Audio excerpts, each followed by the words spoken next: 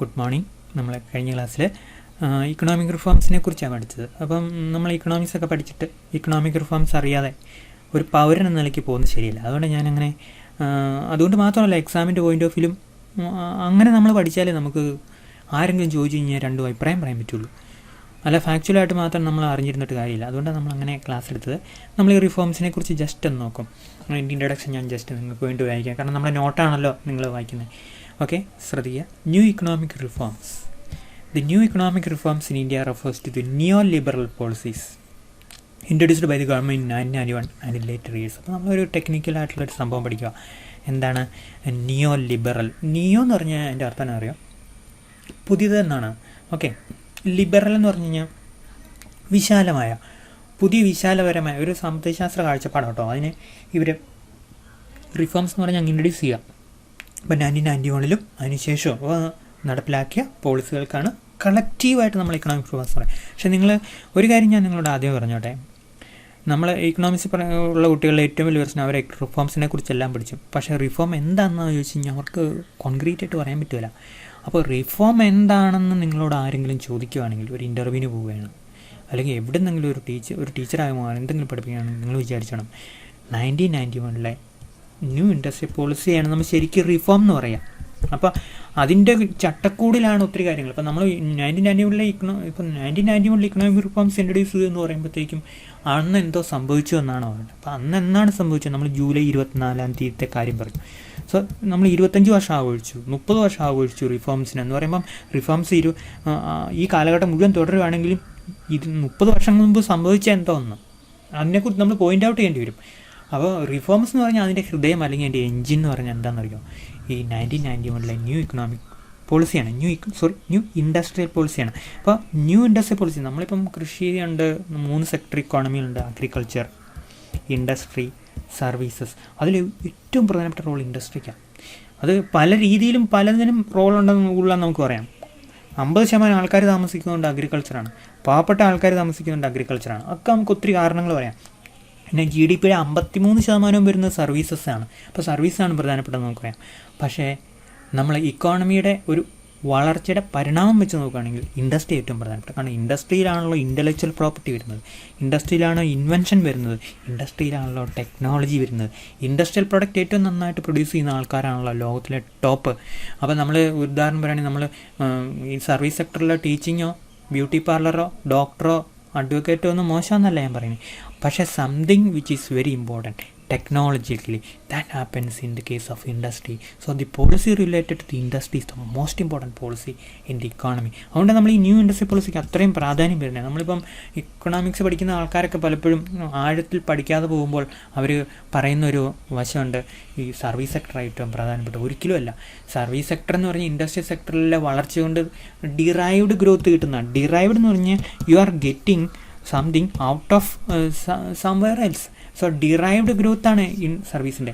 Industrial sector വളർന്നാൽ മാത്രമേ നമുക്ക് സർവീസ് സെക്ടർ വളരുള്ളൂ. അപ്പോൾ അതൊക്കെ ഉണ്ടല്ലോ ഒരു ഡൈനാമിക് വേർഷൻ ഓഫ് ഇക്കണോമിക് ഡെവലപ്മെൻറ്റാണ്, അല്ലെങ്കിൽ കാഴ്ചപ്പാടാണ് ഇക്കണോമിക് ഡെവലപ്മെൻറ്റിനെ കുറിച്ച്. അത് നമ്മൾ ഒരു ലേമാൻ എന്ന നിലയ്ക്കും, ലേമാനല്ല നമ്മൾ ഒരു വിദ്യാർത്ഥി എന്ന നിലയ്ക്ക് നമ്മൾ അറിഞ്ഞിരിക്കേണ്ട ഒരു കാര്യമാണ്.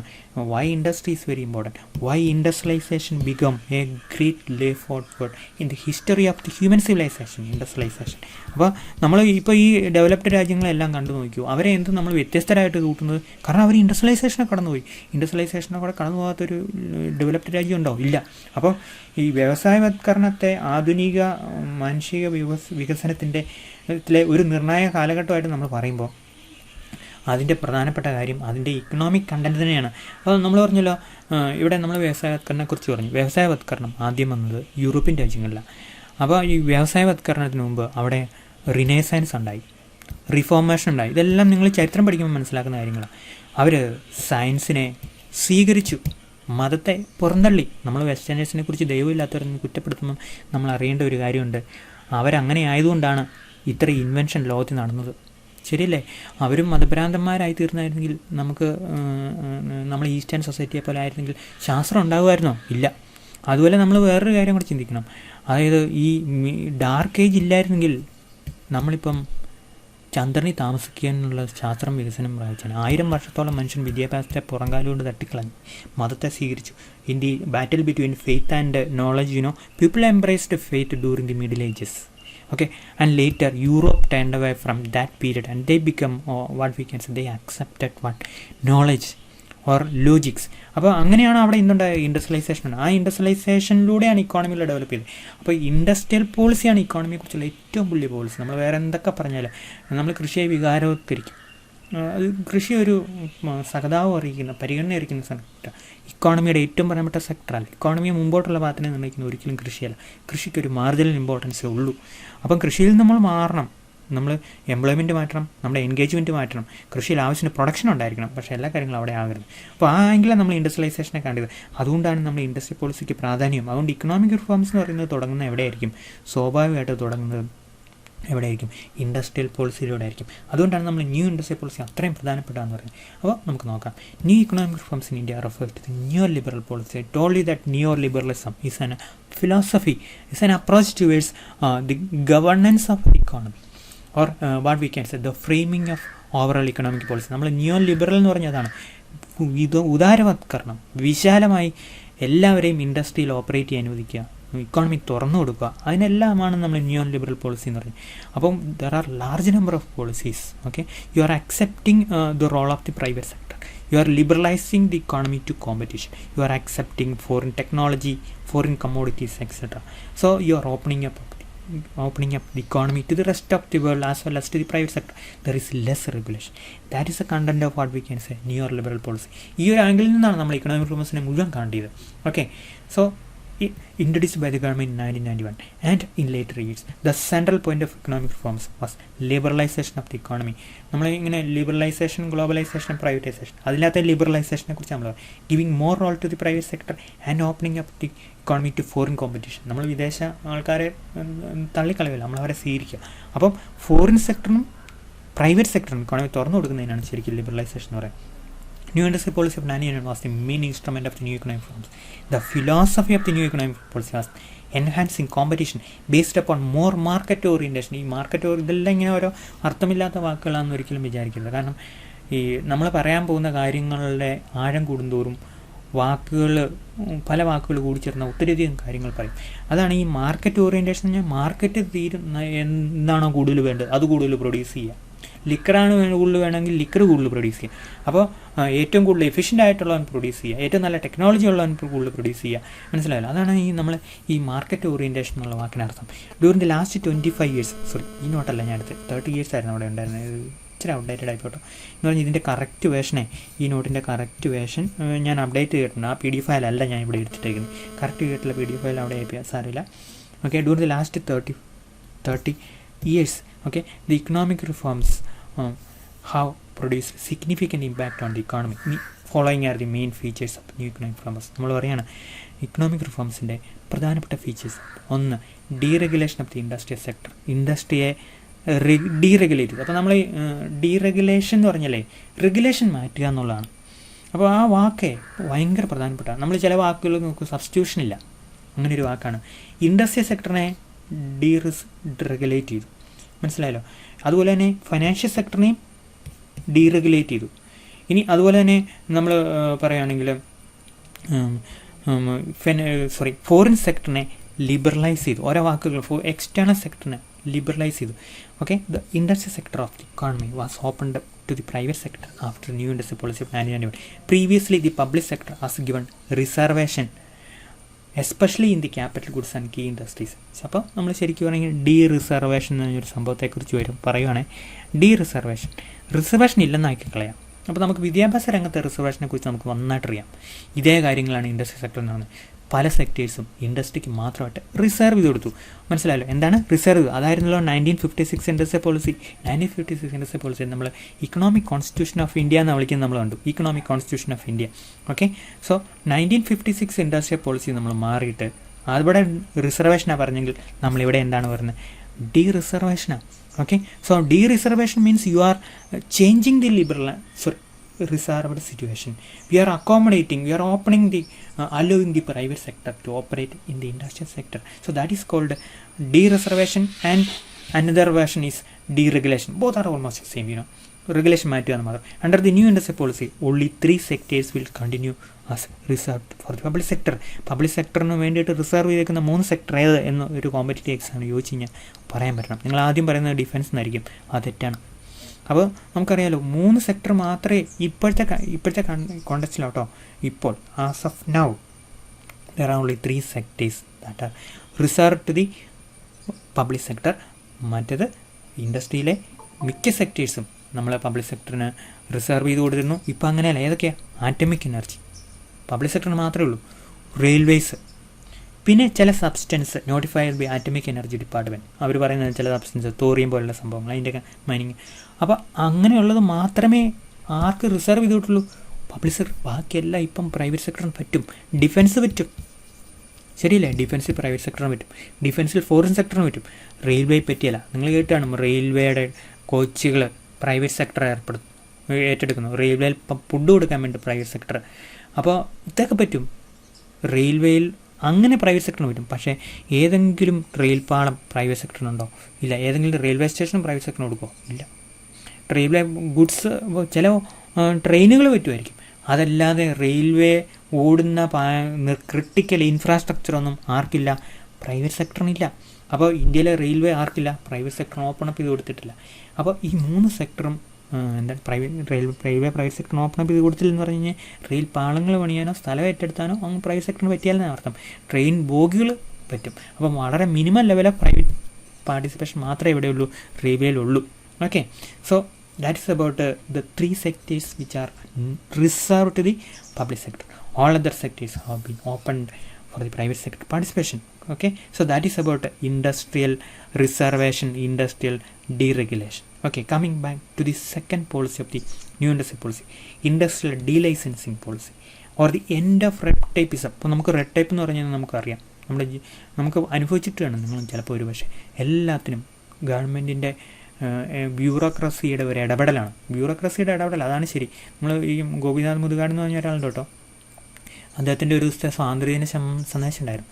ഒരു 2 വർഷം മുമ്പ് കേട്ടോ. അദ്ദേഹം പറഞ്ഞൊരു വാക്കുണ്ടല്ലോ, ഇന്ത്യയിൽ 2 കൂട്ടർക്ക് സ്വാതന്ത്ര്യം കിട്ടിയിട്ടുള്ളൂ. 1 രാഷ്ട്രീയക്കാർക്ക്, 2 ബ്യൂറോക്രസികൾക്ക്. ബാക്കി എല്ലാവർക്കും ജനങ്ങളിപ്പോഴും തടവിലാണെന്നാണ് പറയുന്നത്. ജനങ്ങൾ ജീവിക്കാൻ നമ്മൾ എന്തെങ്കിലും ഗവൺമെൻറ് ഓഫീസുകളുടെ അല്ലെങ്കിൽ അവിടെയുള്ള ആൾക്കാരുടെ അടുത്ത് നമ്മൾ പലപ്പോഴും യാചിച്ച് നിൽക്കേണ്ടി വരും. അപ്പോൾ ഇത് റെഡ് ടൈപ്പിസാണ്, ബ്യൂറോക്രസിയാണ്. ബ്യൂറോക്രസിക്ക് ഭയങ്കര സ്വാതന്ത്ര്യം ഇവിടെ. ജനങ്ങൾക്ക് സ്വാതന്ത്ര്യം എന്താണെന്ന് അറിയണമെങ്കിൽ ജനങ്ങൾ വേറെ രാജ്യങ്ങളിൽ പോയി ജീവിച്ച് നോക്കണം. അപ്പോൾ നമ്മൾ കുറ്റം പറയുന്നതല്ല കേട്ടോ, പക്ഷേ അങ്ങനെ ഒരു ബ്യൂറോക്രാറ്റിക് കൺട്രോൾ ഇവിടെ ഉണ്ട്. ജനങ്ങളുടെ മുകളിലുണ്ട്, ബിസിനസ്സിൻ്റെ മുകളിലുണ്ട്. ആ ബിസിനസ്സിന് മുകളിലുള്ള കൺട്രോൾ ഈ ന്യൂ ഇൻഡസ്ട്രി പോളിസി കുറച്ച് കളഞ്ഞു, ഭയങ്കരമായിട്ട് കുറച്ച് കഴിഞ്ഞു. അപ്പം ഞാനൊക്കെ പരീക്ഷ എഴുതുമ്പോഴത്തേക്കും ഒരു പ്രാവശ്യം UPSC സിവിൽ സർവീസ് എഴുതി കേട്ടോ. അപ്പോൾ അതിൻ്റെ ഒരു ചോദ്യം ഉണ്ടായിരുന്നു, താഴെ പറയുന്ന പോളിസികളിൽ, ഞാൻ നിങ്ങളോട് പറഞ്ഞിട്ടുണ്ടോയെന്ന് എനിക്കറിയത്തില്ല, പറഞ്ഞിട്ട് കാണുമായിരിക്കും, എന്നാൽ ഞാൻ റിപ്പീറ്റ് ചെയ്യട്ടെ. പോളിസികളിൽ ഏറ്റവും പ്രധാനപ്പെട്ട പോളിസി ഏതായിരുന്നു? 1991 ഇൻഡസ്ട്രി പോളിസിയുടെ ഭാഗമായിട്ട് ഇൻഡസ്ട്രി നമ്മൾ പഠിച്ചുകൊണ്ടിരിക്കുന്ന അതിലൊന്ന് ഇൻഡസ്ട്രിക്ക് പബ്ലിക് സെക്ടറിൻ്റെ ഡീറിസർവേഷൻ നടത്തി എന്ന് പറഞ്ഞാൽ പ്രൈവറ്റ് സെക്ടറിന് സ്വാതന്ത്ര്യം കൊടുത്തു. ഇനി അതല്ലെങ്കിൽ നമ്മളിവിടെ പറയാം ഇൻഡസ്ട്രിയൽ ലൈസൻസിങ്, ഫോറിൻ കമ്പനികളെ സ്വീകരിച്ചു. MRTP മൊണോപ്പൊളി എന്ന് പറഞ്ഞൊരു സംഭവം ഉണ്ട് കേട്ടോ. മൊണോപ്പൊളിയെ റെസ്ട്രിക്റ്റ് ചെയ്യുന്ന ആക്ട് ഇല്ലെന്നാക്കി കളഞ്ഞു. ഇതിലേതാണെന്ന് ചോദിച്ചപ്പോഴത്തേക്കും ഞാനെഴുതിയ ആൻസർ ഇതായിരുന്നു റെഡ് ടൈപ്പിസ് അവസാനിപ്പിച്ചു. ഇത് തന്നെയായിരുന്നു എൻ്റെ കറക്റ്റ് ആൻസർ. കുറേ കാലം ഞാൻ കാത്തിരുന്നു എൻ്റെ കീക്ക് വേണ്ടിയിട്ട്. അപ്പോൾ ഇതായിരുന്നു എൻ്റെ കറക്റ്റ്. നമുക്ക് ഏതാ കൺഫ്യൂസ്, നമ്മളോട് ആരും പറയുന്നില്ല ഏതാ കറക്റ്റ് ആൻസറിന്. പക്ഷെ നമ്മൾ അന്നേരം ചിന്തിച്ചെടുക്കണം. ഈ ഇന്ത്യയുടെ ബിസിനസ്സിലെ കൾച്ചർ എൻവയറമെൻറ്റ് മാറ്റിയൊരു സംഭവമാണ് ഡീലൈസൻസിങ്. വ്യവസായം തുടങ്ങാൻ ലൈസൻസിൻ്റെ ആവശ്യമില്ല. കാരണം ഒരു വ്യവസായം തുടങ്ങാൻ 20 വർഷം വരെ അപേക്ഷ കൊടുത്ത് കാത്തിരിക്കേണ്ട ഒരു കാലഘട്ടം ഇന്ത്യയിലുണ്ടായിരുന്നു. അത് മാറി. ഓക്കെ, സോ അതിനെക്കുറിച്ച് നമ്മൾ പറഞ്ഞു. The most important part of new industry policy of 1991 was that end of industrial licensing or licence raj red tapism. Under the industrial licensing policy private sector firms have to secure licence to start an industry. So that was the story. This was created long delays in the startup of industries. The industrial policy of 1991 has almost abandoned the industrial licensing system. It has reduced industrial licensing to 15 sectors. 15 വ്യവസായങ്ങൾ തുടങ്ങാൻ മാത്രം നിങ്ങൾക്ക് licence മതി. എല്ലായിടത്തും കൂടെ ഓടി നടന്ന് നിങ്ങൾ ലൈസൻസിനെ അപേക്ഷിച്ച് ജീവിതം കളയേണ്ട കാര്യമില്ല. Currently, as on August 2020, only 5 industries need compulsory license for starting an industrial operation. For these industries, licensing mainly on account of environmental safety and strategic consideration. ഈ ലൈസൻസ് മാത്രമേ ആവശ്യമുള്ളൂ. ഏത് 5 ഇൻഡസ്ട്രീസ്, ഏത് 5 ഇൻഡസ്ട്രീസ് എന്ന് നമുക്ക് നോക്കാം. നേരത്തെ 1991 ഇൻഡസ്ട്രി തുടങ്ങാൻ ലൈസൻസ് വേണമായിരുന്നു. അതിന് മുമ്പ് എന്ത് തുടങ്ങുന്നതിന് ലൈസൻസ് വേണമായിരുന്നു. ലൈസൻസ് കിട്ടാൻ ഭയങ്കര പാടാണ്, നമ്മൾ പൈസ കൊടുക്കേണ്ടി വരും. നമ്മളതിനെ ക്രോണീസം എന്ന് പറയും കേട്ടോ, പൈസ കൊടുക്കുന്നതിനല്ല, ക്രോണീസം എന്ന് പറഞ്ഞാൽ എന്താണെന്നറിയോ? ക്രോണി ക്യാപിറ്റലിസം എന്ന് പറയും. ക്രോണി ക്യാപിറ്റലിസം എന്ന് പറഞ്ഞാൽ ബിസിനസ്സുകാരും രാഷ്ട്രീയക്കാരും കൂടെ ഒരുമിച്ച് നടക്കുക, രാഷ്ട്രീയക്കാരെ ഉപയോഗിച്ച് ബിസിനസ് നടത്തുക, അതാണ്. ഓക്കെ, സോ 5 സെക്ടർ തുടങ്ങുന്നതിന് ഇൻട്രസ്റ്റ് തുടങ്ങുന്നതിന് മാത്രം ലൈസൻസ് മതി. Distillation, brewing of alcoholic drinks പിടിയിട്ടിക്കാനുള്ള കാര്യം. Then cigarette made from tobacco and tobacco substitutes, electronic, aerospace, industrial explosives, hazardous chemicals, ഇങ്ങനെ 5 എണ്ണം തുടങ്ങുന്നതിന് മാത്രം ഇന്ത്യയിൽ ഇന്ന് ലൈസൻസ് മതി.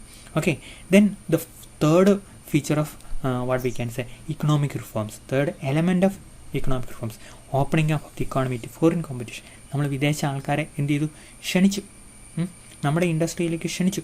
അതിനു മുമ്പ് നമ്മുടെ വിദേശത്ത് നിന്ന് ഇവിടെ ഉണ്ടായിരുന്നത് നമ്മുടെ മാരുതിയൊക്കെ ആയിരുന്നു. മാരുതി വളരെ കുറച്ച് പ്രാധാന്യം, മാരുതി വിദേശിയല്ലായിരുന്നു. ഇവിടെ വന്നിട്ട് സുസുക്കി ഇവിടെ വന്ന് ടെക്നോളജിയെ കൊടുത്ത് മാരുതി എന്ന് പറഞ്ഞ കാർ കമ്പനി തുടങ്ങി. അപ്പോൾ അന്നേരം അവരെ ഉള്ളായിരുന്നു. അതിന് ശേഷം എന്ത് ചെയ്തു? ഫോറിൻ കമ്പനികൾ വരാൻ തുടങ്ങി. നമ്മളിന്ന് പറഞ്ഞാൽ എത്രയോ ഫോറിൻ കമ്പനി ഇന്ത്യ ഓപ്പറേറ്റ് ചെയ്യും. നിങ്ങൾക്കറിയാം, ആപ്പിൾ എന്ന് പറഞ്ഞാൽ ആപ്പിളിൻ്റെ 12 വരാൻ പോവാം. ആപ്പിൾ 12 എന്ന് പറഞ്ഞാൽ എവിടെ പ്രൊഡ്യൂസ് ചെയ്യും? ബാംഗ്ലൂർ പ്രൊഡ്യൂസ് ചെയ്യും. ആപ്പിൾ 12 അടുത്ത വർഷം 2021 പകുതിയാകുമ്പം എവിടെ പ്രൊഡ്യൂസ് ചെയ്യും? ബാംഗ്ലൂർ പ്രൊഡ്യൂസ് ചെയ്യും. അതിൻ്റെയൊക്കെ ഇമ്പോർട്ടൻസ് തന്നെ ഭയങ്കരമാണെന്ന് അറിയാം. ആപ്പിൾ 3 മാത്രമേ പ്രൊഡ്യൂസ് ചെയ്യുന്നുള്ളൂ, ചൈന, ബ്രസീൽ, ഇന്ത്യ, പിന്നെ അമേരിക്കയിലുണ്ട് കേട്ടോ. അപ്പോൾ അവർക്ക് അത്രേ പ്ലാന്റ് ഉള്ളൂ. ഇപ്പോൾ ആപ്പിൾ 12 ഏറ്റവും അവസാനത്തെ പ്രൊഡക്റ്റ് അല്ലേ, അതെങ്ങനെ ഇന്ത്യ പ്രൊഡ്യൂസ് ചെയ്യും? അപ്പോൾ അത്രയും പ്രൊഡ്യൂസ് ചെയ്യാൻ മാത്രം ഗവൺമെൻറ് അവരെ ഭയങ്കരമായിട്ട് സ്വാധീനിച്ചു. അപ്പം ചൈനയുമായിട്ടുള്ള പ്രശ്നം മൂലം അമേരിക്ക ഇന്ത്യക്ക് ഒരു ഫേവർ ചെയ്തു. അതിൻ്റെ ഫലമായിട്ട് ആപ്പിൾ ഇന്ത്യയിൽ പ്രൊഡ്യൂസ് ചെയ്യും. ആപ്പിൾ 12 വേർഷൻ, മറ്റേ ആപ്പിളിൻ്റെ ഏറ്റവും വില കുറഞ്ഞ വേർഷനൊക്കെ SE ഒക്കെ അതൊക്കെയാണ് പ്രൊഡ്യൂസ് ചെയ്യും. ഇപ്പം അങ്ങനെയല്ല, ആപ്പിൾ 11 വരെ പ്രൊഡ്യൂസ് ചെയ്യാൻ തീരുമാനിച്ചു. അടുത്ത പോലെ ആപ്പിൾ 12 പ്രൊഡ്യൂസ് ചെയ്യും. അതിനുശേഷം ആപ്പിളിൻ്റെ ഏറ്റവും പുതിയ ഫോണ് 13 14 ഒക്കെ ഇറക്കുമ്പം അത് ഇന്ത്യയിൽ തന്നെ പ്രൊഡക്ഷൻ തുടങ്ങുന്ന ഒരവസ്ഥ വരും. അപ്പം വിദേശ കമ്പനികൾ അത്രമാത്രം ഇന്ത്യയിലേക്ക് വരാൻ തുടങ്ങി. So another major feature of economic reformation was it has given welcome to foreign investment and foreign technology. This step has enhanced the industrial sector competition and improved overall business environment in the economy. അപ്പോൾ ഏറ്റവും ആദ്യമായിട്ട് വിദേശത്ത് നിന്ന് വന്ന കമ്പനികളൊക്കെ തമിഴ്നാട്ടിലാണ് പോയത് കേട്ടോ. ജയലളിത അവിടുത്തെ മുഖ്യമന്ത്രിയായിരുന്നു ആ സമയത്ത്. ജയലളിത ബാർഗെയിൻ ചെയ്ത് ഇത്ര ഏക്കർ സ്ഥലം, ഇത്ര വെള്ളവും തരാം, നിങ്ങളിങ്ങ് പോരെ എന്ന് ബാർഗെയിൻ ചെയ്ത് വ്യവസായങ്ങളെ തമിഴ്നാട്ടിലോട്ട് സ്വീകരിച്ചു. അപ്പോൾ അതൊക്കെ ഒരു കാലഘട്ടം. അപ്പോൾ ഒത്തിരി വിദേശ കമ്പനികൾ ഇന്ത്യയിൽ വന്നിട്ടുണ്ട്.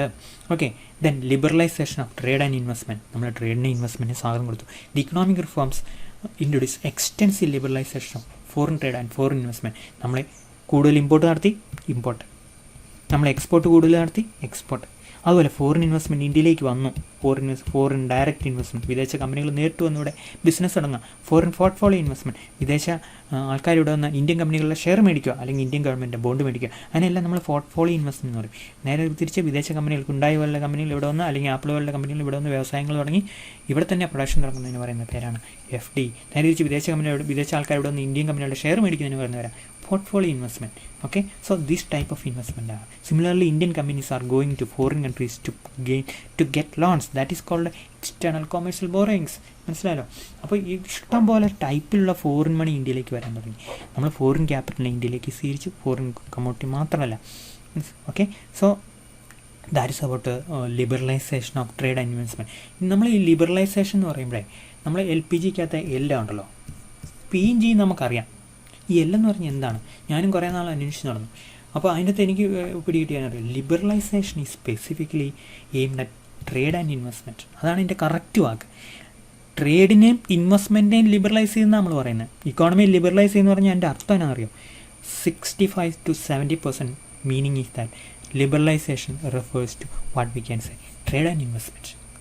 Liberalisation of regulation regarding the private sector എന്ന് പറയുന്നത് ബാക്കി ഒരു 30% നമുക്ക് പറയാൻ പറ്റുള്ളൂ.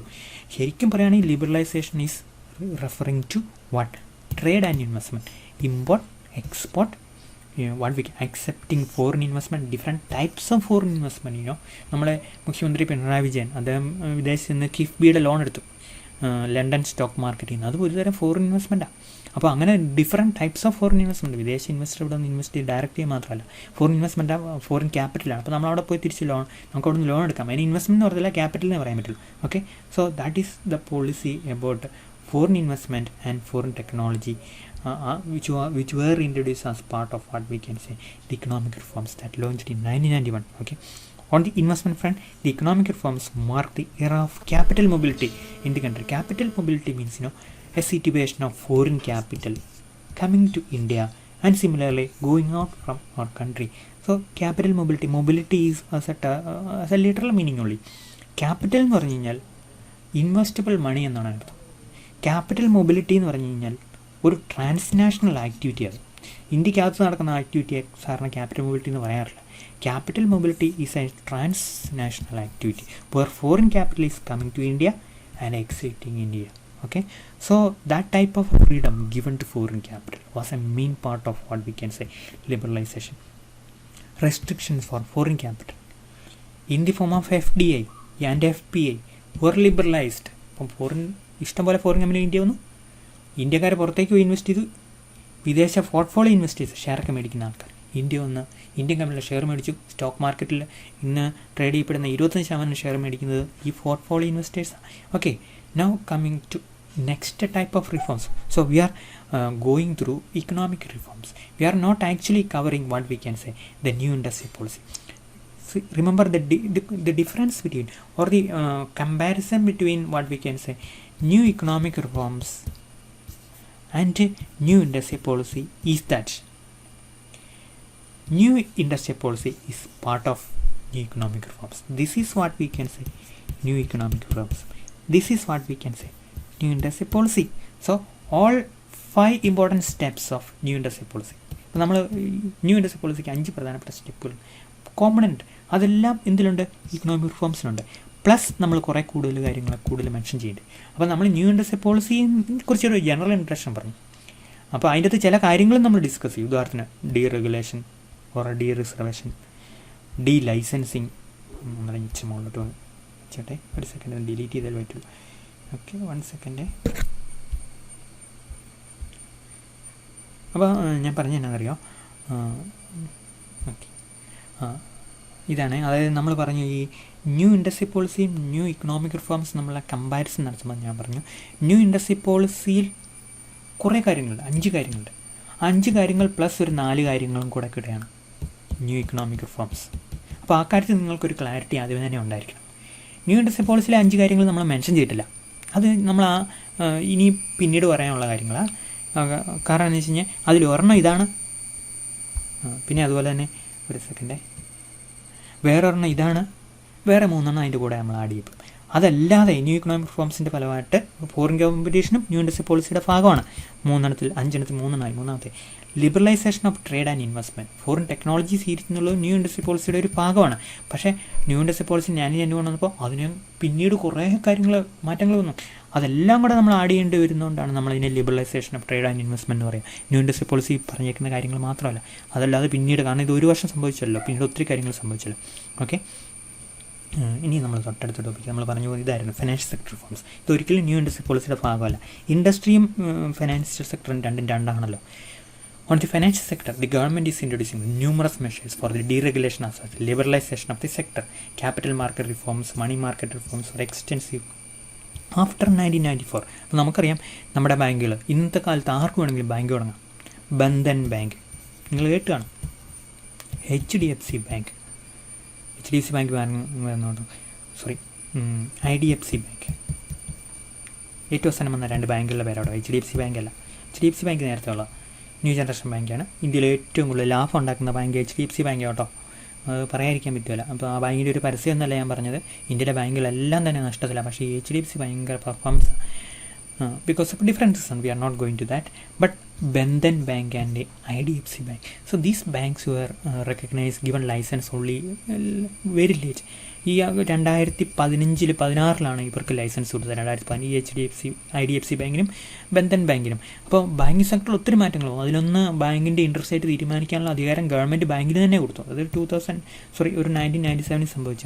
പിന്നെ അതുപോലെ തന്നെ പുതിയ തരം ബാങ്കുകളൊന്നു സ്മോൾ ഫൈനാൻസ് ബാങ്കുകൾ ഇപ്പോൾ ഈ അടുത്ത കാലങ്ങളിൽ വന്നു കേട്ടോ, SFBs എന്ന് പറയും. പിന്നെ അതുപോലെ ഇന്ത്യ പോസ്റ്റ് പേയ്മെൻറ്റ് ബാങ്കുകൾ നിങ്ങൾ കേട്ട് കാണും, പോസ്റ്റ് ഓഫീസിൻ്റെ ബാങ്ക് അതുപോലെ തന്നെ ബാങ്കിൽ വേറെ ഒത്തിരി മാറ്റങ്ങൾ വന്നു. നമ്മൾ there are lot of banks reforms that happen in the financial sector, not just in the bank sector but also in the capital market, including the stock market. We are not going to see in an elaborate manner all these financial sector reform. Just to mention that there were a lot of measures that were introduced by the government regarding the financial sector.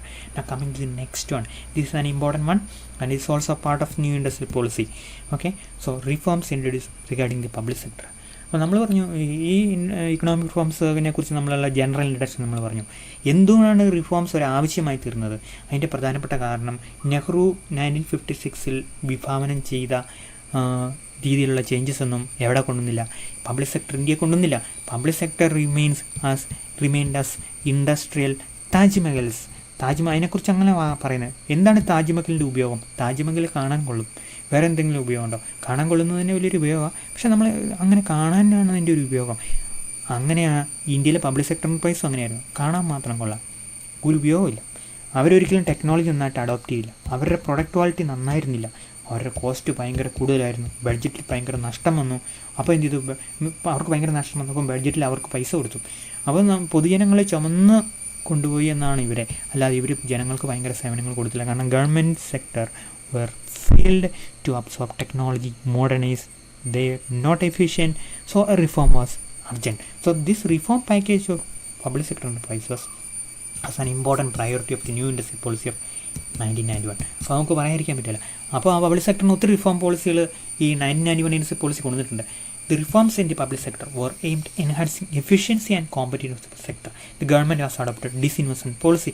Several policies വന്നിട്ടുണ്ട്. അതിലൊന്നാണ് disinvestment policy എന്ന് പറഞ്ഞു കഴിഞ്ഞാൽ പൊതുമേഖല അതിൻ്റെ കമ്പനികൾ അതിൻ്റെ share കുറച്ച് ജനങ്ങൾക്ക് കൊടുക്കുക. ജനങ്ങൾ കൊടുക്കുമ്പോൾ അതിൻ്റെ ഷെയർ ജനങ്ങൾക്ക് കിട്ടും. സ്റ്റോക്ക് മാർക്കറ്റ് ലിസ്റ്റ് ചെയ്യും. പിന്നെ അപ്പോൾ സ്റ്റോക്ക് മാർക്കറ്റ് ലിസ്റ്റ് ചെയ്യുമ്പം പൊതുമേഖലാ കമ്പനികൾക്ക് നഷ്ടം വന്നു കഴിഞ്ഞാൽ സ്റ്റോക്ക് മാർക്കറ്റ് വില ഇടിയും, ലാഭം വരുമ്പോൾ വില കൂടും. നഷ്ടം വരുമ്പം മാനേജ്മെൻറ്റ് ഫെയിലിയറാണ്. അപ്പോൾ അവരെ ഇവാലുവേറ്റ് ചെയ്യാനും മോണിറ്റർ ചെയ്യാനും ഗവൺമെൻറ്റിന് പറ്റും. അങ്ങനെ കുറച്ച് ഷെയർ പൊതുജനങ്ങൾ കൊടുത്തു, നഷ്ടമുള്ള കമ്പനികളെ വിറ്റഴിച്ചു. പൊതുമേഖലാ കമ്പനികൾ ഒരിക്കലും എവിടെ നിൽക്കുകയില്ല, വേണ്ടാതെ നോൺ പ്രയോറിറ്റി ഏരിയ നിൽക്കുകയില്ല. ഇപ്പോൾ ഇങ്ങനെ ഒത്തിരി പോളിസികൾ ഈ പബ്ലിക് സെക്ടർ പോളിസിയുടെ ഭാഗമായിട്ട് വന്നു. ഇനി 2 എണ്ണം കൂടെ ഉള്ളൂ, ഞാനൊന്ന് ഓടിച്ചിട്ടെന്ന് പറഞ്ഞിട്ട് നമുക്ക് ഈ ക്ലാസ് വൈൻഡപ്പ് ചെയ്യാം. പെട്ടെന്ന് ഞാൻ പറയാം. Abolition of MRTP act, monopoly and restricted trade practice act എന്ന് ഒരു ആക്ട് ഉണ്ടായിരുന്നു. മൊണോപ്പൊളിയെ ഇല്ലെന്നാക്കി കളയാൻ ആ ആക്ട് എടുത്തു മാറ്റി. അത് വ്യവസായങ്ങളിലെ വളർച്ചയ്ക്ക് വിഘാതമാണെന്ന് പറഞ്ഞ ആ ആക്ട് ഗവൺമെൻറ് 1969 വന്ന് അത് എലിമിനേറ്റ് ചെയ്തു. അത് 1990 ഇൻഡസ്ട്രി പോളിസിയുടെ ഭാഗമായിരുന്നു കേട്ടോ. ദെൻ ഫെമ എന്ന് പറഞ്ഞ ആക്ട് വന്നു. ഫെറ എന്ന് പറയുന്ന ഫോറിൻ എക്സ്ചേഞ്ച് റെഗുലേഷൻ ആക്ട്. ഒരു $10 കൈ കൊണ്ടുവന്ന പോലീസ് സ്റ്റേഷനിൽ നമ്മളെ പിടിച്ചിരുന്ന ഒരവസ്ഥയായിരുന്നു ഫെറയിൽ. അതിന് പകരം $4 കൊണ്ടുവന്നു, ആരും നമ്മളോട് ചോദിക്കാനില്ല. എവിടുന്ന് ഡോളർ കിട്ടിയെന്ന് മാത്രം ഗവൺമെൻറ്റോട് പറഞ്ഞാൽ മതി. അങ്ങനെ ഡോളർ കൊണ്ടു നടക്കുന്നത് ക്രിമിനൽ കുറ്റത്തിൽ നിന്ന്, നിങ്ങൾ ഡോളർ കൊണ്ടു നടക്കുന്നത് പിന്നെ സോഴ്സിലെ സിവിൽ കുറ്റം മാത്രമായി മാറ്റുന്ന ലൈറ്ററായിട്ടുള്ള foreign exchange management act government 1999 introduced ചെയ്തു. So all these are part of economic reforms. Okay, so the main part was what we can say the new industry policy that was introduced in 1991. Okay, and reforms were continued after 1991. Even now these reform measures were continuing, and these are the major areas under which the government has introduced economic reforms. Okay, so that is all about today's class. ബാക്കി നമ്മൾ ഇതിൻ്റെ ബാക്കിയുള്ള ഇച്ചിരി എക്സ്പ്ലനേഷനും അതുപോലെയുള്ള reforms and ലോജിക്കൊക്കെ നമുക്ക് അടുത്ത ക്ലാസ്സിലെടുക്കാം. Okay, ഞാൻ attendance എടുത്തോട്ടെ. സമയമായില്ലേ? അല്ലേ, സമയമായില്ലേ? ക്ലാസ് കഴിയേണ്ട സമയമായില്ലേ? ഇന്ന്